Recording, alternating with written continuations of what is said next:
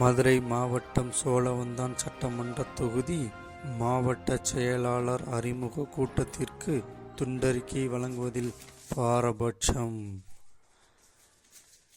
கட்சியின் முதன்மை செயலாளர் அண்ணன் ஏசி பாவரசு அவர்களின் தூண்டுதலின் பேரில் இந்த கூட்டம் நடைபெறுவதால் ஜனவரி 11 ஞாயிற்றுக்கிழமை காலை 10 மணி அளவில் அலங்காநல்லூர் கேட்டுக்கடையில் நடைபெறும் அறிமுக கூட்டத்திற்கு துண்டறிக்கை வழங்காததால் சோழவந்தான் சட்டமன்ற தொகுதி மதுரை மேற்கு ஒன்றியத்தைச் சார்ந்த அனைத்து நிர்வாகிகளும் கொந்தளிப்பு.